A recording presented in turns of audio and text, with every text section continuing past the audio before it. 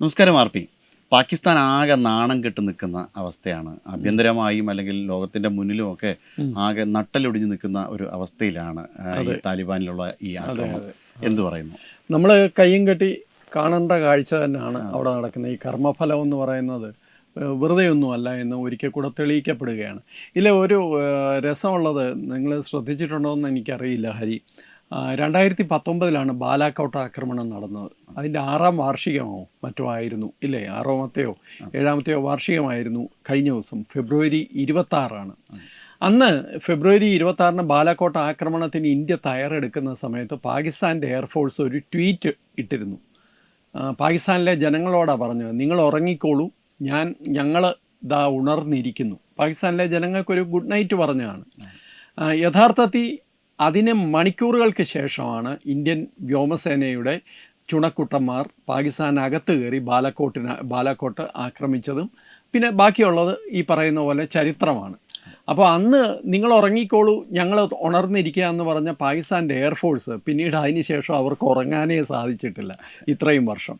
കാരണം എന്ന് വെച്ച് കഴിഞ്ഞാൽ ഒരു വശത്ത് ഇന്ത്യയുടെ ശക്തമായ നിലപാട്, മറുവശത്ത് അഫ്ഗാനിസ്ഥാനിൽ ഈ പറയുന്ന താലിബാൻ വന്നു കഴിഞ്ഞപ്പോൾ ഞങ്ങൾക്ക് അടുത്ത കോളനി കിട്ടി, ഞങ്ങൾ ഇന്ത്യയെക്കാട്ടി പവർഫുള്ളായി, ഇവരെന്ത് നടന്നാലും ഇന്ത്യയോടാണല്ലോ മത്സരം. അപ്പോൾ ഇന്ത്യയുമായിട്ട് ഞങ്ങൾക്ക് ഇനി ഇപ്പോൾ അഫ്ഗാനിസ്ഥാനും കൂടി ഞങ്ങളുടെ കയ്യിലായി, ഇനി ഞങ്ങളാണ് നിങ്ങളെ ഭരിക്കാൻ പോകുന്നത്, അല്ലെങ്കിൽ ഞങ്ങളാണ് ഈ മേഖലയിലെ സ്വാധീന ശക്തി എന്നൊക്കെയായിരുന്നു അന്ന് പാകിസ്ഥാൻ്റെ വലിയ വലിയ വീരവാദങ്ങൾ. പക്ഷേ ഇപ്പം നോക്കുക, തമ്മിലടിക്കുകയാണ്. അതും റംസാൻ മാസത്തിൽ 2 ഇസ്ലാമിക രാജ്യങ്ങൾ തമ്മിലടിക്കുന്ന കാഴ്ചയാണ് നമ്മൾ കണ്ടുകൊണ്ടിരിക്കുന്നത്. താലിബാൻ ഏറ്റവും അധികം ഞെട്ടിച്ചതും ലോകത്തിനെ ഞെട്ടിച്ചതും ഇതേ സംഭവമാണ്. താലിബാൻ ഈ സമയത്ത് തന്നെ ആക്രമണം നടത്തി. അതോടൊപ്പം താലിബാൻ എന്നുള്ള ആക്രമണം പാകിസ്ഥാൻ്റെ 15ഓളം ചെക്ക് പോസ്റ്റിൽ ഉണ്ടാകുകയും പാകിസ്ഥാൻ്റെ നിരവധിയായിട്ടുള്ള പട്ടാളമാണ്, അതിൽ കുനാർ പ്രവിശ്യയിലൊക്കെ.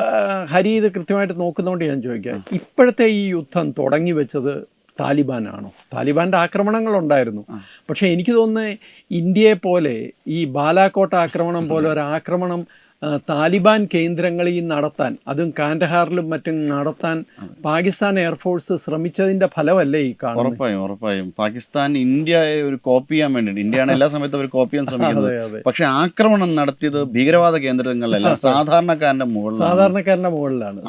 അതാണ് ഇവര് തിരിച്ചൊന്നും മറുപടി പറയാൻ പറ്റില്ല. പാകിസ്ഥാൻ ആകെ തകർന്നു നിൽക്കുകയാണ്, പൊളിറ്റിക്കലിയും എക്കണോമിക്കലിയും തകർന്നു നിൽക്കുകയാണ്. പാകിസ്ഥാന്റെ സ്റ്റെൽത്ത് ജെറ്റ്സ് JF-17 പോലും ബംഗ്ലാദേശ് റിജക്ട് ചെയ്തു, ഇന്തോനേഷ്യ റിജക്ട് ചെയ്തു.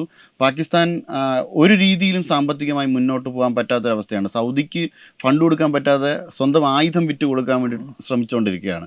അങ്ങനെ UAE വിസ റിജക്ട് ചെയ്യുന്ന ഒരു സാഹചര്യം ഉണ്ടാകുന്നുണ്ട്. അങ്ങനെ മുഴുവനായും പാകിസ്ഥാൻ അവരുടെ. പക്ഷേ ഇത്രയൊക്കെ ആണെങ്കിലും അഹങ്കാരത്തിന് യാതൊരു കുറവില്ല എനിക്ക് തോന്നുന്നു. അഫ്ഗാനിസ്ഥാന് താലിബാൻ ഏറ്റവും കൂടുതൽ പ്രകോപനമായത് പാകിസ്ഥാൻ പ്രധാനമന്ത്രിയുടെ ഒരു പ്രസ്താവന കൂടിയാണ്. പാകിസ്ഥാൻ പ്രധാനമന്ത്രി, ഞങ്ങൾ നിങ്ങളെ തകർത്ത് കളയും, താലിബാൻ ഇനി ഉണ്ടാവില്ല, അഫ്ഗാനിസ്ഥാനെ ഞങ്ങൾ തീർത്ത് കളയും എന്നൊക്കെ പറഞ്ഞ് വലിയ വീരവാദം മുഴക്കിയത് താലിബാനെ ഗംഭീരമായിട്ട് ചൊടിപ്പിച്ചിട്ടുണ്ട്. അതുപോലെ ഈ കിരാന കുന്നുകളിൽ ഇന്ത്യ നടത്തിയ ആ ആക്രമണത്തിൻ്റെ ഒരു പ്രത്യാഘാതം എന്ന നിലയിലാണ് പാകിസ്ഥാൻ മുഴുവൻ ഇടങ്ങളിൽ നിന്നും റിജക്റ്റ് ആയിക്കൊണ്ടിരിക്കുകയാണ്. ഇപ്പം സുരക്ഷാ ഉച്ചകോടിയിലേക്ക് പോകുമ്പോൾ പാകിസ്ഥാനിലെ അസിം മുനീറിന് ഒരു സാധാരണക്കാരൻ്റെ പരിഗണന മാത്രമേ കിട്ടുള്ളൂ. എവിടെ ID കാർഡെന്ന് അവർ ചോദിച്ചത്. അപ്പം അങ്ങനെ പാകിസ്ഥാനല്ല, ഇപ്പം ഖ്വാജ ആസിഫ് തന്നെ പറഞ്ഞു, പ്രതിരോധ വകുപ്പ് മന്ത്രി തന്നെ പറഞ്ഞു, അമേരിക്ക ഞങ്ങളൊരു ടോയ്ലറ്റ് പേപ്പർ പോലെ വലിച്ചെറിഞ്ഞു കഴിഞ്ഞു. കാരണം സത്യമല്ലേ, അമേരിക്കയുടെ മുമ്പിൽ അഭിമാനമുള്ള ഏതെങ്കിലും ഒരു നേതാവ് ഈ പെട്ടിക്കകത്ത് കല്ലും വെച്ച് ഇതുകൊണ്ട് കാണിച്ച്, ഇത് അപൂർവ ധാതുക്കളാണ്, നിങ്ങൾ വരൂ നമുക്ക് സന്ധ്യ ഉണ്ടാക്കാം, സ്വന്തം രാജ്യത്തെ വിൽക്കുന്നതിന് തുല്യമായിരുന്നു ആ കാഴ്ച. കണ്ടപ്പോൾ വളരെ പരിതാപകരമായിട്ട് തോന്നി. അതുപോലെ ഇവർ ഈ വെപ്രാളപ്പെട്ട് വിളിച്ച് പറഞ്ഞപ്പോൾ എല്ലാ രഹസ്യവും വിളിച്ച് പറഞ്ഞു, ഞങ്ങളുടെ ഒന്നും ഇല്ല, ഞങ്ങൾ അടിമുടി നഗ്നമാക്കി നിൽക്കുകയാണ് എന്ന് പറയുമ്പോൾ ഒരു രാജ്യം പാകിസ്ഥാൻ അല്ലെങ്കിൽ തന്നെ തിരിച്ച് ഒരു റിട്ടേൺ ആയിട്ട് കൊടുക്കാൻ ഒന്നുമില്ല. ഇതിനകത്ത് എനിക്ക് തോന്നുന്ന ഒരു കാര്യം, ഇത് ഇന്നലെയും തുടങ്ങിയതല്ല, ഇത് ഉടനെ ഒന്നും തീരാൻ പോകുന്നില്ല. കാരണം അഫ്ഗാനിസ്ഥാനിലെ സാധാരണക്കാർക്കും ജനങ്ങൾക്ക് പോലും പാകിസ്ഥാനെ ഇപ്പോൾ വലിയ വെറുപ്പുണ്ട്. അത് നേരത്തെ ഉണ്ട്, ഇപ്പോൾ അത് ഒന്നുകൂടെ ശക്തമായിട്ടുണ്ട്. നമ്മളിപ്പോൾ സംസാരിച്ചുകൊണ്ടിരിക്കുന്നതിന് ഏതാനും മണിക്കൂറുകൾക്ക് മുമ്പ് ആ തോർക്കം എന്ന് പറയുന്ന റെഫ്യൂജി ക്യാമ്പിലാണ് പാകിസ്ഥാൻ ആക്രമണം നടത്തിയത്. നിരവധി സിവിലിയൻസ് കൊല്ലപ്പെട്ടു എന്ന് പറയുന്നു. അതായത് പാകിസ്ഥാനിൽ നിന്ന് മടങ്ങുന്ന അഫ്ഗാനിസ്ഥാനികൾക്ക് വേണ്ടി അതിർത്തി പ്രദേശത്ത് ഉണ്ടാക്കിയ ക്യാമ്പായിരുന്നു അത്. ആ ക്യാമ്പിലാണ് പാകിസ്ഥാൻ്റെ എയർഫോഴ്സ് ബോംബിട്ടതെന്നാണ് പറയുന്നത്. ഇന്ത്യക്കകത്തുള്ള പാകിസ്ഥാൻ അനുകൂലികൾക്ക് വലിയ പൊള്ളുന്ന വാർത്തകളാണ് ഇപ്പോൾ ആ മേഖലയിൽ നിന്ന് വരുന്നത്, ഇല്ലേ? അതെ, തീർച്ചയായും. പാകിസ്ഥാൻ ഒന്നാമത് ലക്ഷ്യബോധമല്ല. ഈ നേരത്തെ പറഞ്ഞ പോലെ ഈ ചൈനയുടെ ആയുധങ്ങൾ വെച്ച് സൂക്ഷിക്കുന്ന എല്ലാ രാജ്യങ്ങൾക്കും ഏറെക്കുറെ ഈ ഒരു അവസ്ഥയാണ് ഇപ്പോൾ ഈ മിക്ക രാജ്യങ്ങൾ. അപ്പോൾ അതുകൊണ്ട് തന്നെയാണ് പാകിസ്ഥാൻ, ബംഗ്ലാദേശ് പോലും റിജക്റ്റ് ചെയ്തൊക്കെയാണ്. പാകിസ്ഥാൻ ഇപ്പം നിന്നതാണ് കുറച്ച് സമയം വരെയും. ബംഗ്ലാദേശ് പോലും പാകിസ്ഥാൻ്റെ ആയുധം വേണ്ട എന്ന് പറഞ്ഞ് പാകിസ്ഥാൻ അടിമുടി റിജക്റ്റ് ചെയ്തു. ഈ കുനാർ നങ്കാർ പ്രവിശ്യകളിലൊന്നും പാകിസ്ഥാൻ ഇപ്പോൾ എണീറ്റ് നിൽക്കാൻ പോലും പറ്റാത്ത രീതിയിലുള്ള ആക്രമണമാണ്. അപ്പോൾ അകത്ത് വേറെ ഇഷ്യൂ ഉണ്ട്, ഇല്ലേ? ബലൂചിസ്ഥാന്റെ ഇഷ്യൂ, ഇതുപോലെയുള്ള ഇഷ്യൂസ് ഉണ്ട്. പുറത്ത് താലിബാൻ ഉണ്ട്.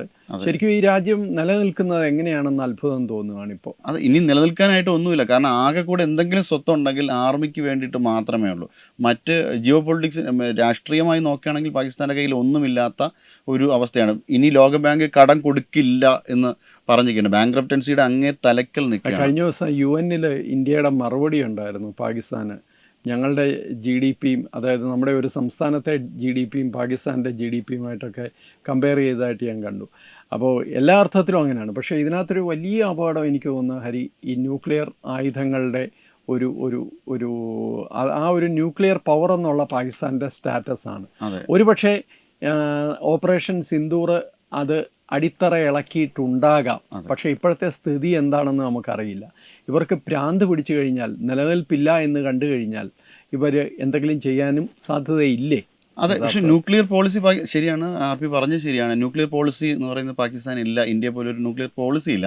പക്ഷേ പ്രശ്നം ഈ എന്താ പറയുക, ഷണ്ഡീകരിച്ചു എന്നൊക്കെ പറയും പോലെയാണ് കിരാന കുന്നുകളിൽ ഇന്ത്യ നടത്തിയ ആക്രമണം. കാരണം അവരുടെ വാർഹെഡ്സ് മുഴുവൻ നശിച്ചു എന്നാണ് അറിയാൻ കഴിയുന്നത്. അമേരിക്കക്കാരനും കൊല്ലപ്പെട്ടു എന്ന് പറയുന്നുണ്ട്. അതെ, അവിടെ വർക്ക് ചെയ്തിരുന്നു. അതെ, അപ്പോൾ അങ്ങനെ വന്നു കഴിഞ്ഞ് കഴിഞ്ഞാൽ പാകിസ്ഥാനിന് തിരിച്ചടിക്കാൻ ഒന്നുമില്ലാതെ നിൽക്കുന്ന ഒരു അവസ്ഥയാണിത്. ഇനി എങ്ങനെയാണ് പാകിസ്ഥാൻ സർവൈവ് ചെയ്യുന്നത് എന്ന് പോലും അറിയാം. ഇപ്പോഴത്തെ യുദ്ധം അവസാനിപ്പിക്കാൻ എങ്ങനെയെങ്കിലും പാകിസ്ഥാൻ അത് ശ്രമിച്ചുകൊണ്ടിരിക്കുകയാണ്. എനിക്ക് തോന്നുന്നു ഇറാനെ സമീപിച്ചിട്ടുണ്ട്, ഖത്തറിനെ സമീപിച്ചിട്ടുണ്ട്. ഖത്തറിന് താലിബാൻ്റെ മുകളിൽ ഒരു സ്വാധീനമുണ്ടല്ലോ, പണ്ട് മുതലേ ഉണ്ട്. അപ്പോൾ ഖത്തറിനെ സമീപിച്ചിട്ടുണ്ട്. ഇങ്ങനെ പല രാജ്യങ്ങളെയും ഇവർ തുർക്കിയെ സമീപിച്ചിട്ടുണ്ട്. അങ്ങനെ പല രാജ്യങ്ങളെയും പാകിസ്ഥാൻ സമീപിച്ചുകൊണ്ടിരിക്കുകയാണ്. യുദ്ധം തുടർന്ന് പോയി കഴിഞ്ഞാൽ എന്തായാലും തീർച്ചയായും വലിയ നഷ്ടമുണ്ട്. കാരണം ബലൂജ് ആർമി കരുതിയിരിക്കുകയാണ്, തെരീഖ് താലിബാൻ പോലെ ബലൂജ് ആർമി കരുതിയിരിക്കുകയാണ്. അപ്പം അങ്ങനെ വന്നു കഴിഞ്ഞു കഴിഞ്ഞാൽ പാകിസ്ഥാൻ വിഭജിക്കപ്പെടും എന്നതിന് ഒരു സംശയവുമില്ല. കാരണം ആ മേഖലയിലാണ് പാകിസ്ഥാൻ്റെ റിസോഴ്സ് റിച്ച് ആയിട്ടുള്ളൊരു മേഖലയാണ് ബലൂചിസ്ഥാൻ. അപ്പോൾ ആ മേഖല പാകിസ്ഥാന് നഷ്ടപ്പെടും. അതോടൊപ്പം തന്നെ ഈ ഭീകരവാദി ക്യാമ്പുകൾ അങ്ങോട്ടും ഇങ്ങോട്ടും, ജെയ്ഷെ മുഹമ്മദ് ആയാലും ലഷ്കർ ആയാലും ഒക്കെ പരസ്പരം തമ്മിലടിക്കുന്ന ഒരു സമയം കൂടിയാണ്. കാരണം അവർ പറയുന്നത് പാക് സൈന്യം തങ്ങളെ വല്ലാതെ വഞ്ചിച്ചു, തെരീഖ് താലിബാനുമായിട്ട് ഞങ്ങൾ സൗഹൃദത്തിൽ പോവുകയായിരുന്നു എന്നൊക്കെയാണ് ഈ അടുത്ത സമയത്ത് പറഞ്ഞത്. ഇവന്മാർ ഭയങ്കര വഞ്ചകരാണ്. ഇവര് സ്വന്തം പട്ടാളക്കാരെ പോലും ഇപ്പോൾ 55 പട്ടാളക്കാരെ കൊന്നു എന്നാണ് താലിബാൻ അവകാശപ്പെടുന്നത്. അതായത് കണക്ക് ശരിയാണെന്നൊന്നും അറിഞ്ഞൂടാ. തിരിച്ച് 133 താലിബാൻ പോരാളികളെ കൊന്നു എന്ന് പാകിസ്ഥാനും അവകാശപ്പെടുന്നുണ്ട്. പക്ഷെ എന്തായാലും പാകിസ്ഥാൻ്റെ സൈനികർ അഫ്ഗാനിസ്ഥാനിലെ താലിബാൻ്റെ കയ്യിലുണ്ട്, അവർ തടവുകാരായിട്ടുണ്ട് എന്ന കാര്യത്തിൽ ആ ഒരു സംശയമില്ല. പക്ഷേ ഈ തടവുകാരെ വിട്ടുകിട്ടാനോ അല്ലെങ്കിൽ മരിച്ചവരുടെ മൃതദേഹം എടുക്കാനോ പതിവ് പോലെ പാകിസ്ഥാൻ ഇപ്പോഴും തയ്യാറാവുന്നില്ല. ഇന്ത്യയുമായിട്ടുള്ള സംഘർഷത്തിലും പാകിസ്ഥാൻ ഇത് തന്നെയാണ് ചെയ്തത്. നമ്മളുടെ തടവുകാരെയും നമ്മളുടെ ധീര ജവാന്മാരുടെ ഭൗതിക ശരീരവും ഒക്കെ തിരിച്ചു പിടിക്കാൻ നമ്മളെപ്പോഴും ശ്രമിക്കുമ്പോൾ പാകിസ്ഥാൻ അത് ആവശ്യമില്ല എന്നാണ് പറയുന്നത്. ഇന്ത്യ അങ്ങോട്ട് ഓഫർ ചെയ്തിട്ടും സ്വന്തം സൈനികരുടെ ശവശരീരം കൊണ്ടുപോകാൻ പാകിസ്ഥാൻ തയ്യാറായില്ല.